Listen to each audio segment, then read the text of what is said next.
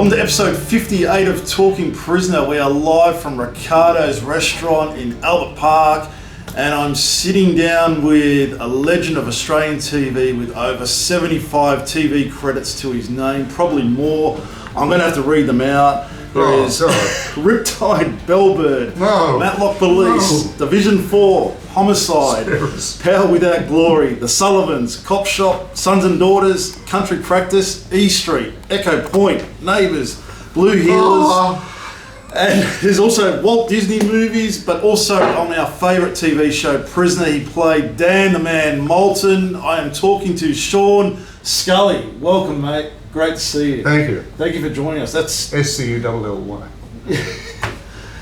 I mean, amazing career, which I want to get into really soon. There's so many TV shows that you've been on in Australia. But before we do, can we learn about your life growing up? Where'd you grow up as a child? North Harbour, opposite 40 Baskets Beach. North Harbour is, if you're going to Manly on the ferry, or in the old days the hydrofoil, it's the last lobe of the harbour on the left before you reach Manly Wharf.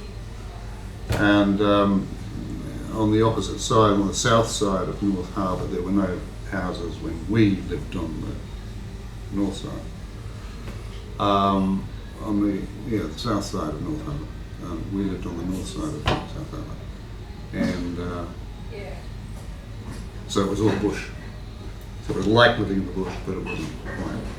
And the oysters were still edible off the rocks. Oh, wow. Yeah, we're going back a long time. And what was school like for you? School? Okay. Yeah, good. Yeah. Just got in the bus, stood up all the way, stood up for adults, as we did in those days. Back in the day? And yeah. What was my favourite subject at school? Yeah, favourite subject? Playtime. Playtime? Yeah. Did you do any drama at school or anything like that? Well, I went to boarding school later on down in Victoria, and we used to do a bit of drama there. But not at the Balgowlah public school, which is where I went. Just on the edge of French's Forest. Okay. Yeah. Now, I know what your mum did as when you were younger, as a job, but can you tell the fans what your mum did? Sure. Hey, fans. My mum, an actress, very fine one. And she used to organise me, well, she was very well connected, and she used to organise me some money at Christmas time, to earn some money at Christmas time, so that, well, and one was doubling for the original Smiley film. There were bushfires in this one. I can't remember if that's the first or the second Smiley film. So I doubled for Smiley fighting bushfires, which earned me some money. And Woman's Weekly got in touch with her once and said, we'd like to do a series of photographs about, a kid injuring himself, like falling over or doing this or doing that, and you bandaging him, and instructions laid out in the Woman's Weekly article as to how to treat this particular injury. And so I did that, and apparently I was quite good. Mum was quite pleased. And so when she went to England, as so many Australian actors did in those days, because radio folded in the 1950s, as you know, and leaving a whole lot of unemployed actors here. So how old were you when you left Australia to go to England? 11. 11? Yeah. Wow. And things happened very quickly for me, although I would like to note that my mother was not a stage mother. She just made the odd suggestion, and I said, yeah, I'll do that. She said, why don't you go and have an interview with the casting woman, who was a great friend of mine. I've forgotten her name, unfortunately. And I went to see her, and lo and behold, I had a couple of 6-week serials. By 1960, we arrived there in late '59. Had a couple of serials, 1960, and apparently ATV liked it, and so they commissioned Michael Noonan to write Boy on the Telephone for me. Ah, that was your first play, wasn't it? That was my first play. Yeah. It was an armchair theatre, and it was the Armchair Christmas Theatre. And so Mike Mern was a Australian writer, very famous for a book in the olden days called Patchwork Hero. He's well known for. And he lived just around the corner on Edgware Road. And so we used to see a bit of him, but he was commissioned by ATV to write a play for me. And it was just lucky that Don Chaffee, the director of The Prince and the Pauper, and a director of quite a few Disney films, was watching the Armchair Theatre. Ah, okay. And he'd been looking to cast The Prince and the Pauper for a couple of years and hadn't got what he wanted. And he said, let's test that boy. And by that stage I was going to a school in London called the Arts Educational School, which was like half normal lessons, half a day of normal lessons, and the other half were dancing and drama, etc., etc., etc. So it was a terrific place to be at school. And you're only 11 at the time. Yeah, 11, 12. Wow. And so anyway, I got The Prince and the Pauper, and it went on from there. Yeah. Did you meet Walt Disney at all? Yeah, I met Walt. Oh wow. And he came over to see the rough cut of The Prince and the Pauper. Because all his films, which he made in Europe and London, he made them there on the basis of floating funds that the Disney organisation had accrued. Was too big a sum for Europe to allow to leave the economy.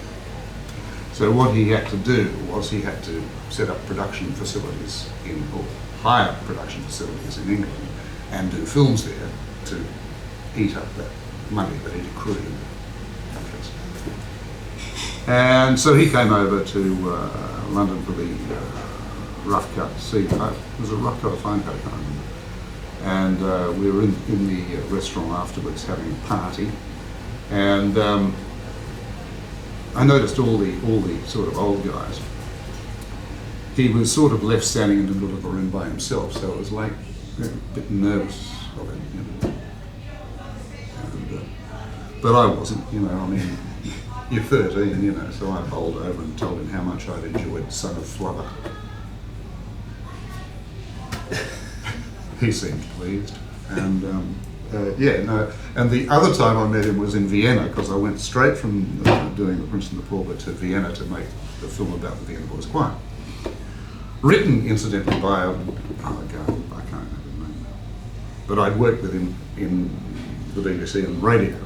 I think he was an Aussie. I can't remember. Anyway, doesn't matter. And Walt came over to see us at Rosenhuger Studios. And funny the things you remember. Rosenhuger. I mean, Walt Disney at the age of 12. I mean, that's amazing. But anyway, well, I think he met a lot of people, didn't he? Yeah. And yeah, and we used to, for some reason, we used to get paid in cash, and there was a you know, like a little sort of official document saying how much you sort of. When you turned it over, it was print, and it was the only piece of paper I had on him, and I saw the queue up to Walt signing autographs, you know. So I joined the queue and wanted his autograph, and it was quite an interesting moment actually, because I was still 13, and my turn came up, and I handed him this piece of paper that was blank, but you could see print through it, and he went to sign it, and then he saw the print through the white paper. And he went, I handed him a blank check or something. You know. No, I hadn't got quite there, you know. But that was quite an interesting moment. I always remember that. That's funny. Yeah. One thing I didn't know back in the 60s with theatre, there was censorship, so plays had to be approved by the Lord Chamberlain at the time to go on stage. I had no idea. Well, you know, I mean, but theatre was very interesting in the 60s in London, simply because of the movement of society from war 15 years, a mere 15 years before. Yeah. And the young guys coming up out of that, you know, it was a surge of creativity that happened in England in theatre. You know, I mean, other examples of the Beatles and you know, a lot of good creative writers, including including a guy. I've done a play of his, but I can't quite remember. You're going to be cutting this bit. Arnold Wesker, and very interesting because Noel Coward, who was still working at the time, saw an Arnold Wesker play and had the humility, maybe it wasn't humility, it was a genuine kind of reach out, and he wrote Arnold Wesker a fan letter about a play he'd written, and it started up a correspondence between the two of them that lasted quite a long time. I think you can get a book of it.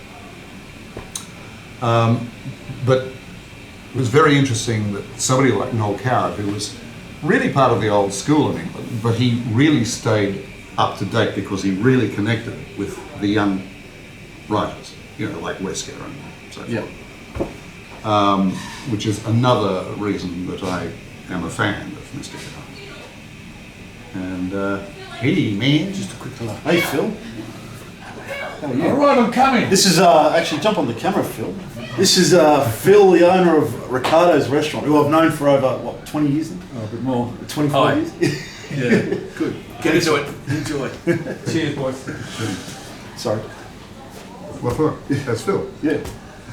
Yeah, well, anyway, yada yada, because I did work with Mr. Coward in 1963 and 64, and it was a privilege. It was terrific. Yeah. Wow. So when did you come back to Australia? Came back in April '66. Mum and Dad had got back together, and they'd come back to Australia. He came over to England with a festival of orchestras. He was a fiddle player, and they got together. And she came back, and I was in London. I was out of work. I was working at a woodyard, and she was always very good on these things. But she'd gone to an accountant before we went to America to do the Broadway show. She'd gone to an accountant, I think it was Shipley Blackburn, I can't remember the name of it, and just checked that we wouldn't be charged double tax on the American money. They said, no way, Jose, or whatever they said in those days. And so Mum had come back to Australia, and I was working in a woodyard making about, I don't know, 10, 11 quid a week. And lo and behold, the tax office got in touch with me and said, you're being charged double tax. Double tax. Yeah. Bring your passport in to us in 3 days' time. We don't want you, yada, yada, yada. So I phoned Mum when I got home, and she said, hold your horses. And they got me a ticket, and I flew out, I think it was 2 days later. Wow. And so I came back because I not very much tax. I mean, it was between £1,000 and £2,000, but I mean, it was a lot of money in those days, particularly when you earn 10 quid a week. And so that's why I came back to Australia. And what more can I tell you? Except here I sit. When we caught up for coffee a few weeks ago, you told me a really interesting story about Spike Milligan. Oh, yeah. Can you tell the fans that story? I hope I'm thinking about the right story, because I got several. There's a story about the Dr. Bernardo's Homes being in the... Yeah. He was playing Ben Gunn in Treasure Island, and I was Jim Hawkins, obviously. Christmas 1961. And so you're looking at the first actor ever to work with Spike Milligan on stage. I'm very proud of that. And Ben Gunn, you know, obviously he's been stranded on the island for decades and left there by the previous pirates that had left him there. And Jim Hawkins discovers him, and there's this scene about, you know, what he wants. He wants some Parmesan cheese. You need Parmesan cheese. And Spike was terrific to work with. And the first preview was Dr. Bernardo's Homes. That was when the Mermaid Theatre was still on the banks of the Thames. It's moved in now, and there's a freeway going along the Thames. But in those days, it was still the same old warehouse that the guy that established it, whose name eludes me at the moment, terrific guy. Do you remember him? I'm trying to think of it. Okay. Anyway,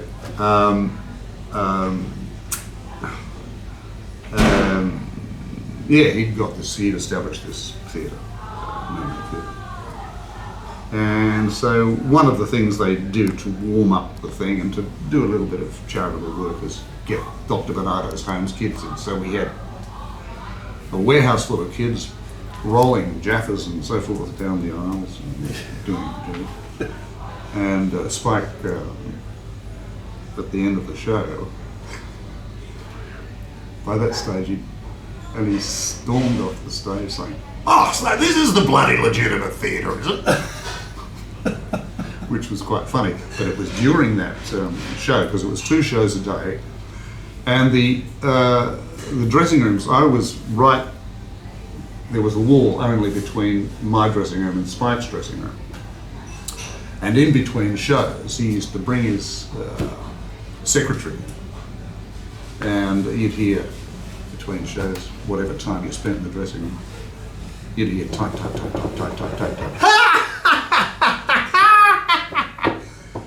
Every day. And he was writing the bed sitting room. Wow. Yeah. So, so I kind of witnessed the fringe. Amazing. Yeah. And what else? Okay. Oh, let's move on to the next. Yeah, no problem. So, 1974, the Sydney Morning Herald did an article about you with the headline, "Sean Scully is star material." So you were 27 back in 74. Don't remember it. And Huge star in Australia. No, it wasn't. Well, that's I mean, they quoted you as that. yeah. I mean, you were. No. But, well, I mean, what was it like in the 70s being so big on TV in Australia? I really didn't notice. I mean, you know, sometimes I really don't remember experiencing that. Yeah. So I think that's slightly off. Anyway. Well, I'm quoting the Sydney Morning Herald. So, Sydney Morning Herald. Yeah. Now, you also played Ron Wilson in Bellbird, Yes. which ran for 1,562 episodes, and of course starred Alan Hopgood, Elizabeth Ballantyne, who was also on Prisoner. Yeah. What are your memories of Bellbird? Oh, it was fun. And I had a girlfriend at the time with whom I lived, and she played Rhoda Beck, and we were playing a married couple in the show, and so we got a flat quite close to the studio, and walked down in the morning and walked back at night and had a good time. Fantastic. Yeah, it was good. If you can believe the ABC recorded over all the master tapes of Bellbird. Yeah, but I know why. Oh, you know why? We do. Okay. We do. I'm sure I should be saying this. Jim Davin made sure it happened. Oh, really? Because he was doing country practice. And he didn't want a repeat happening to take the freaking thing away from country practice. Wow. That's my info anyway. Sue me! Did you know Jim what? As well as I wanted to. What was he wanted to? Yeah. Okay. Because you appeared on the country practice as well. Oh yeah, sure. Didn't everybody? Yeah. Now I'm going to quote the Sydney Morning Herald again. They wrote a lot about you back in the 70s, but you said coffee in Melbourne is the best. Do you still agree with that all these years later? Are you subsidised by a coffee maker here? No. I'm just research. Yeah, it's great. It's great. Mind you, I haven't had Sydney coffee for some time. Yeah. But I would be prepared to say this. Oh, fantastic. Now, before we get on to Prisoner, which we will, just in a second, what's your favourite movie of all time? Favourite movie of all time is really hard to say. But certainly I really like Saturday Night and Sunday Morning. I really like Groundhog Day. Groundhog Day. Groundhog Day. Okay.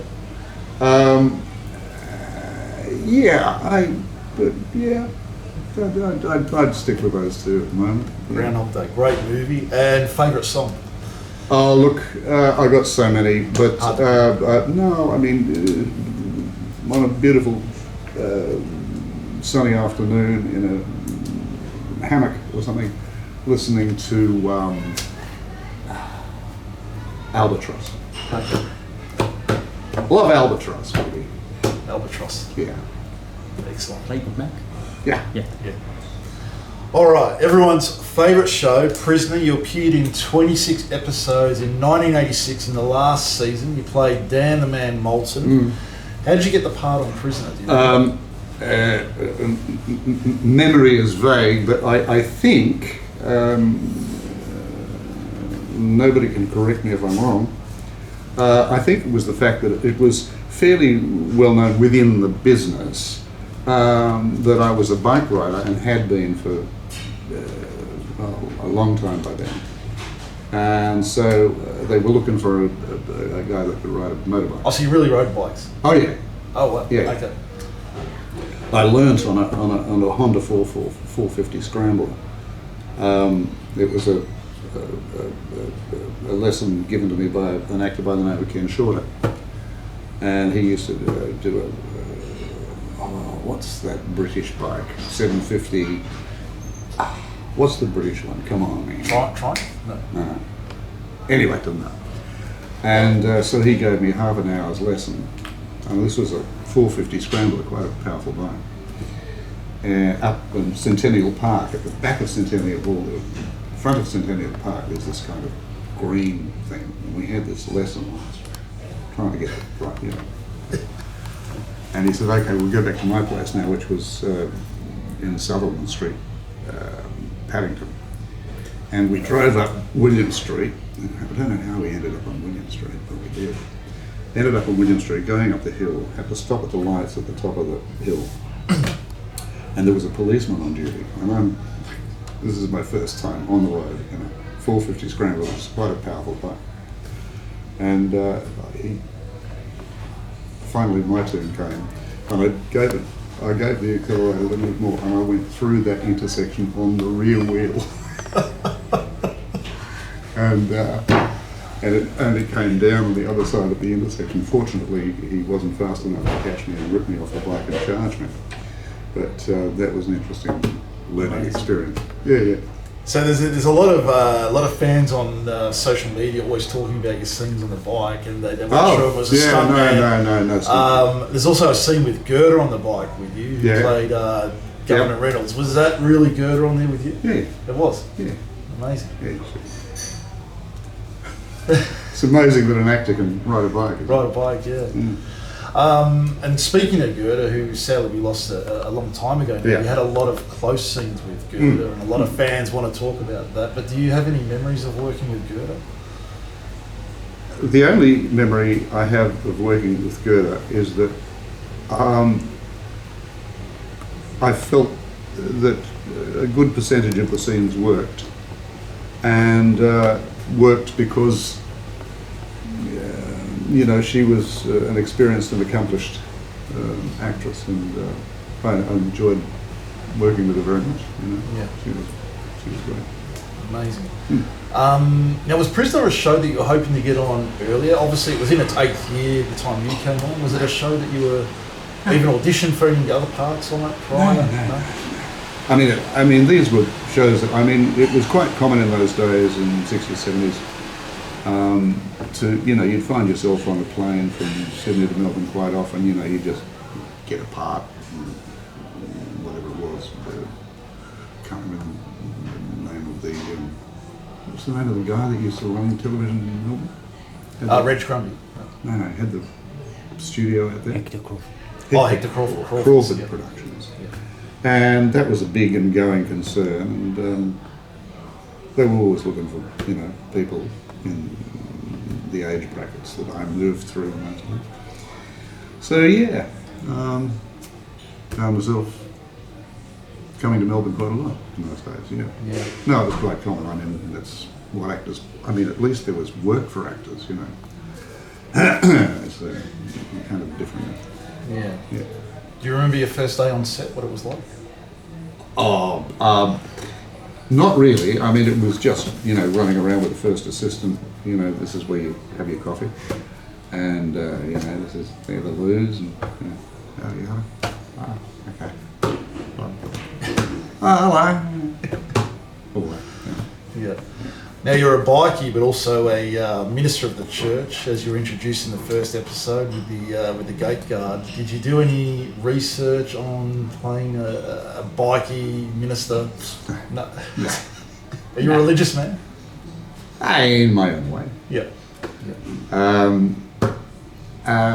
no, no. You just hopefully a little more polite than your average biker. Now you might not remember, but you first appeared in episode 590, but then we didn't see you back until 597. I read that. Was there a reason for that? I don't know. You don't know? No, I can't help you. Yeah, no, that's okay. And did you know it was going to be a short-term role when you? Oh, sure. I mean, always. Yeah. They want you for a number of episodes. Yeah. No.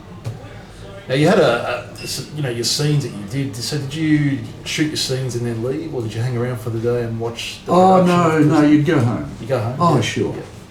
Oh, sure. Yeah. It's a job. Yeah. Yeah. And are you friends with anyone from prison still? In principle, yes, but I haven't seen anybody from prison. Apart from Peter Whitehead. Yep. For decades. Yep. I mean, that's pretty We played Steve Ryan, who's going to be at our event in Yes, 2 I know. weeks. Looking forward to that. Yeah. Catching up with the cast, so it'll be fantastic. Favourite memory of working on Prisoner? Do you have a memory that you really enjoyed? I felt reasonably at home. There was only one person there I didn't like, and that's fine. Only That's one? that's a good percentage.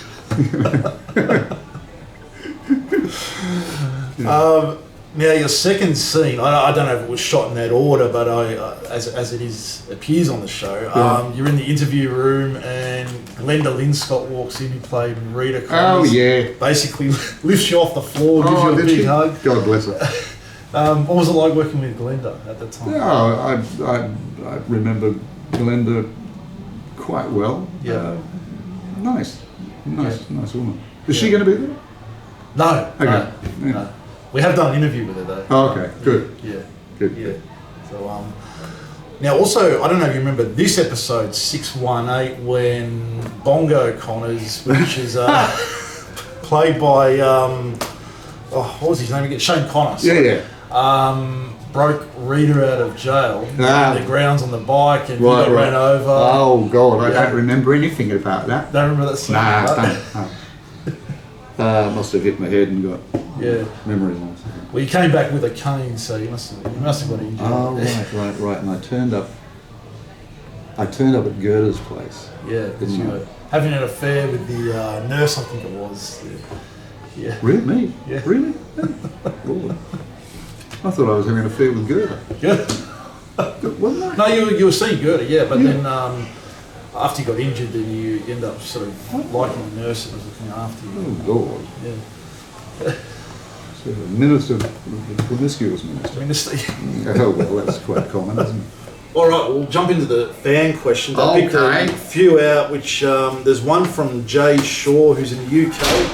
Really looking forward to watching this, Matt. I really like the character of Dan and would have liked to have seen him stick around. Sean, what was the best thing about working on Prisoner? And because I have to ask everyone who worked with her, do you remember what it was like working with Lois Ramsey?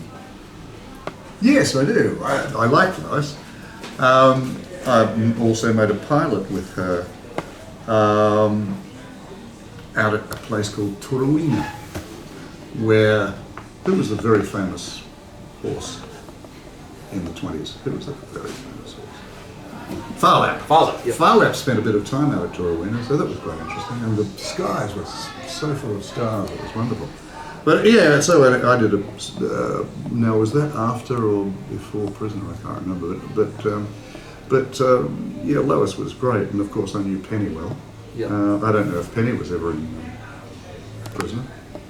Now, Cole Taylor said Sean's character Jim had a dramatic exit on Sons and Daughters, blown up in an exploding truck. Can you ask him about that and working with Leela Hayes and Rowena Wallace? Rowena, who of course was also in Prisoner and Sons and Daughters. Yeah.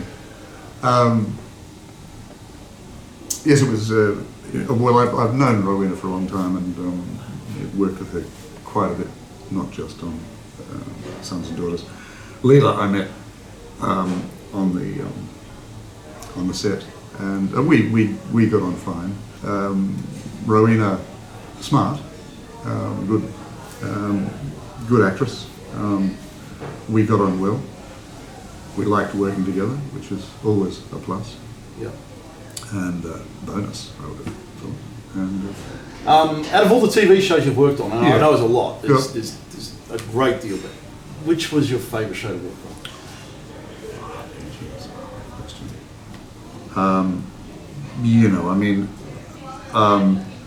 probably my favourite show that I got the most out of was the second series. There was the first series was called Mill of Secrets, and I'm talking about like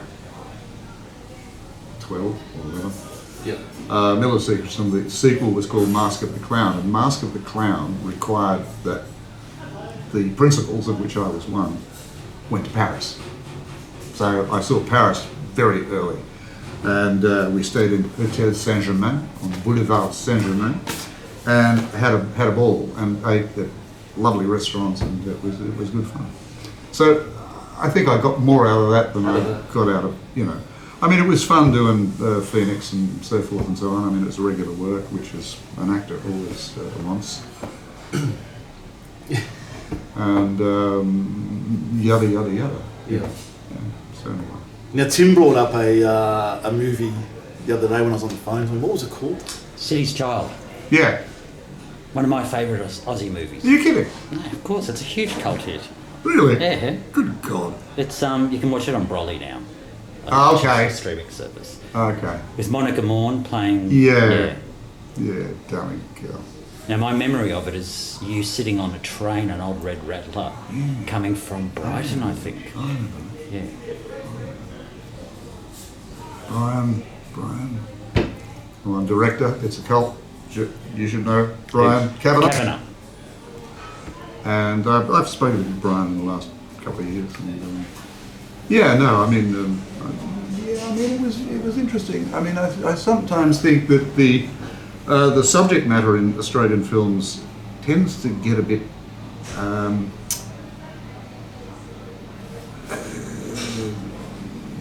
limited. And for somebody to do a film like City's Child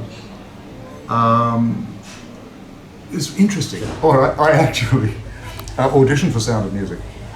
Agent took me along, met the director, whose name eludes me, and I didn't get the part because I couldn't dance. I was not a very good dancer. And but Robert Wise, wasn't he? Robert Wise, yeah. But it was interesting to have been up for it.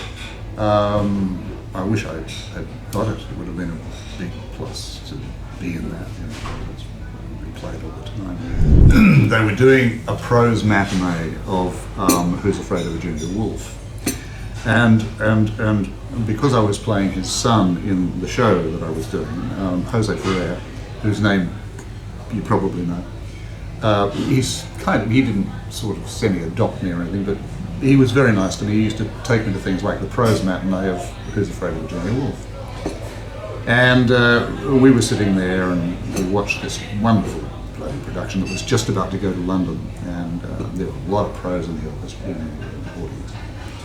And Joe used to be married to Uta Hagen, who played the Virginia Woolf character. And wonderful performance, and Arthur Hill played the male lead. Fabulous actor. He's done a few films, Arthur Hill, but you know, he's not well known, but terrific actor.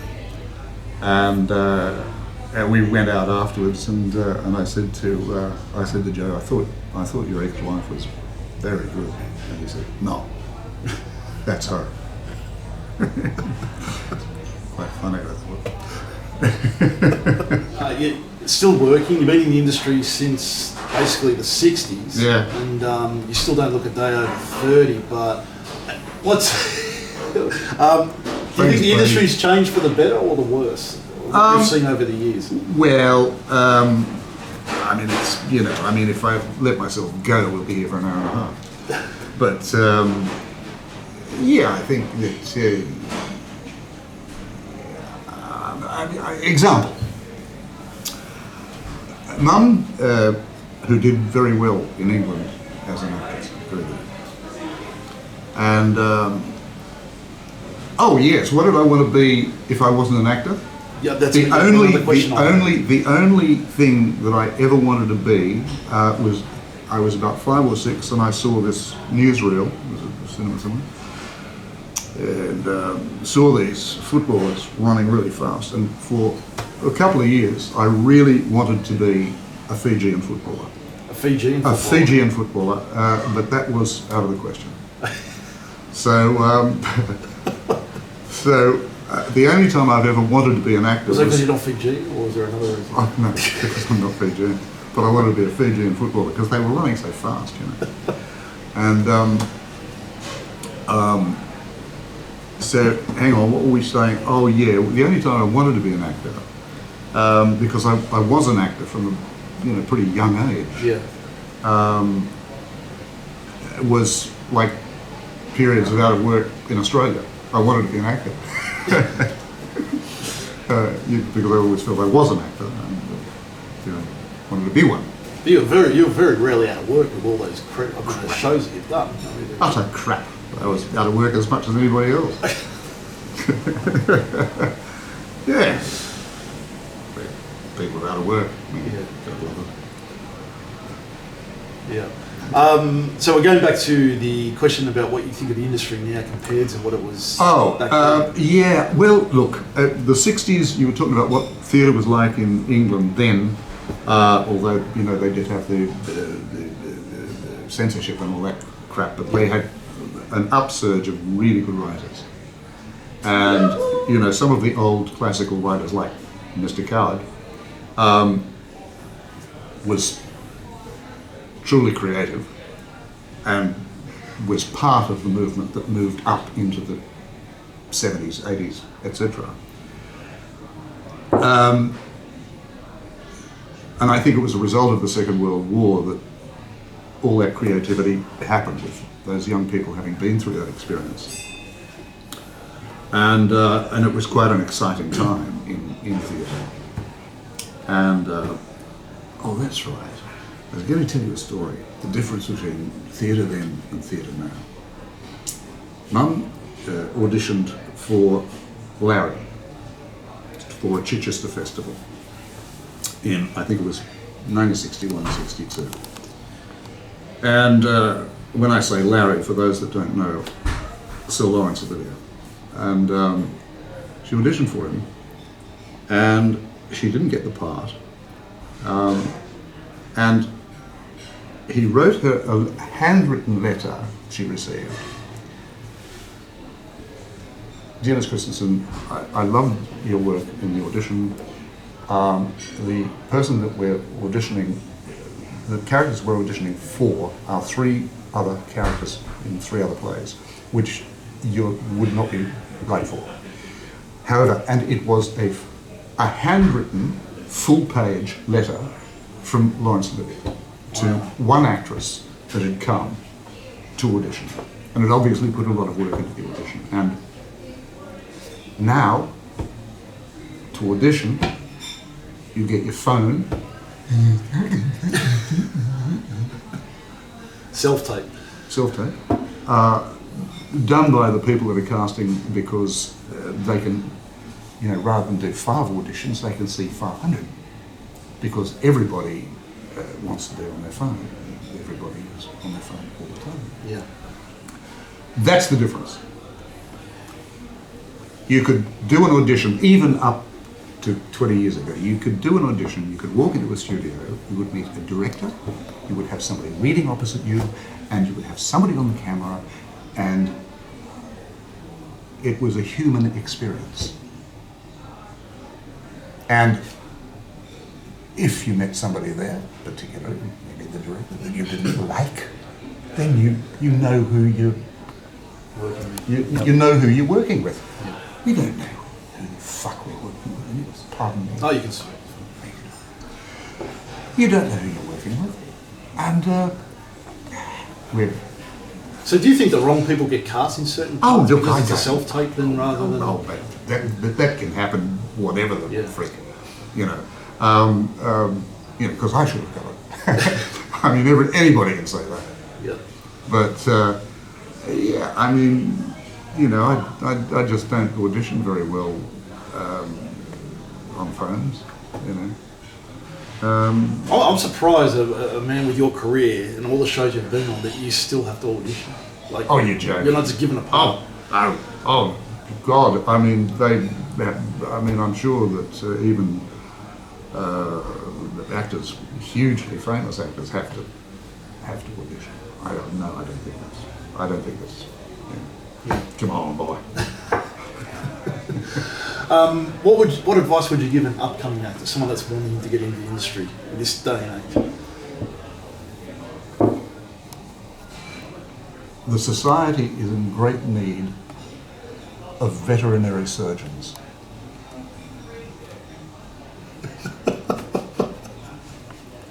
So become a vet, don't become an actor. Yeah.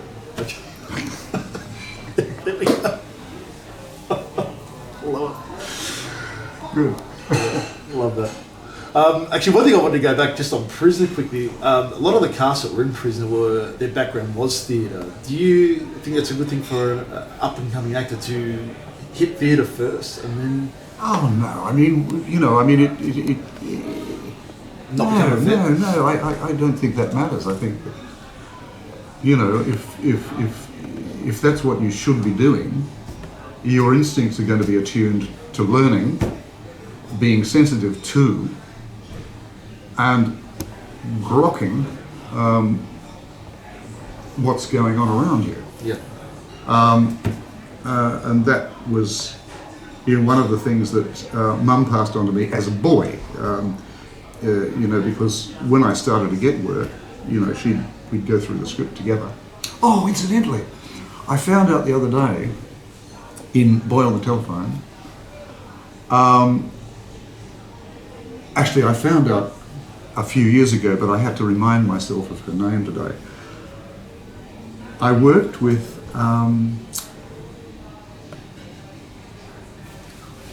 Phila Delore, and I didn't know. She in Boy on the Telephone, he raids his coin box because he wants to phone his grandma in Australia because his mum's very unhappy in England, and he wants grandma to come over to England at Christmas time. So he's got to do it in secret. So he empties out his coin box and he goes along to the post office and he puts all these pennies on the bloody counter, and the woman at the counter says, "No, we can't do this." And I had a line there, and the line was, "Doesn't the post office want to make money?" And that's how I was saying it. And Mum was saying, no, that's not the way you say that line. You say that line, "Doesn't the post office want to make money?" But as a child, I didn't get what her reasoning was, because I didn't know that, you know, the post office is forever lagging into the red, and etc., etc., etc. You know, Yeah. and she didn't explain that to me either. But I could sort of understand that. She said, no, she insisted, doesn't the post office want to make money? And that's how I ended up saying it. And the writer, Michael Noonan, said, you know, he said, when I wrote that line, that's exactly how I wanted to say it. So God bless you, my mom. And, but the woman that played, the young woman, I might say, that played the post office woman was Phila Delore, who is, of course, do you know who she is? I've heard of it. Have you? Yeah. Do you know whose mother she is? No. Emma Thompson. Oh, wow. Yeah. And I've always liked her work, you know, but to suddenly discover that you worked with her all those years ago. Wow. Yeah. Amazing. Yeah. Now, before we have lunch and wrap up, Yeah. is there anything you'd like to say to all the fans that are watching this, which are across the world, mind you? Oi. UK, US, Greece. Wow. Yeah, I'm open to doing, you know, things like this in Greece.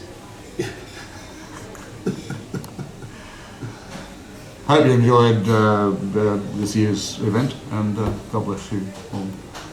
Thanks, Sean. It's been amazing to learn about your life and career. It's a massive career, everything you've been on.